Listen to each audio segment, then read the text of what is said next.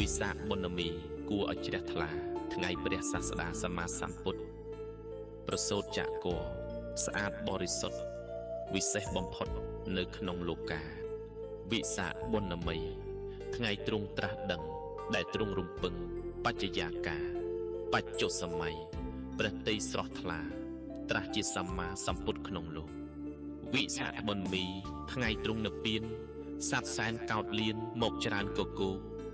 ក្រាស់ក្រែលត្រៀបត្រាភ័ក្រទៅទឹកជោនាំគ្នាសោយសោកស្ដាយព្រះសាស្តា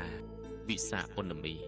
ថ្ងៃព្រះទ្រង់ត្រាស់បញ្ជាក់យ៉ាងច្បាស់បច្ឆមវាចា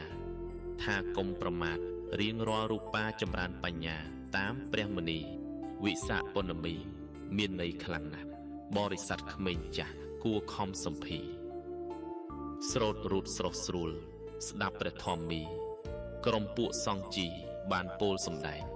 វិសាខបុណ្ណមីកំចាត់ងងឹតដែលមានក្នុងចិត្តឲ្យភ្លឺចិញ្ចែងលោភៈទោសៈមោហៈស្ដែងពន្លឺសូរសែងប្រទីបបញ្ញា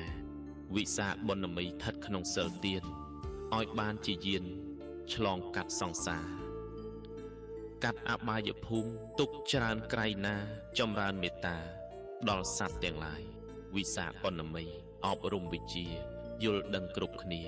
មានចិត្តនឿយណាយប្រាជ្ញាយល់ត្រូវងងឹតខ្ចាត់ខ្ចាយផុតអន្តរាយកាយចិត្តស្រស់ថ្លាព្រះអង្គប្រសូតនឹងបានត្រាស់ដឹងនិព្វានថ្ងៃនឹង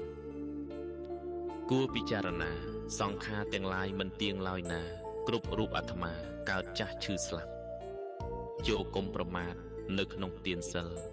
ដើម្បីផ្ដាច់ផ្ដិនរូតរះប្រញាប់សមាទិដ្ឋិដែលទ្រង់បានប្រាប់ចាកោះ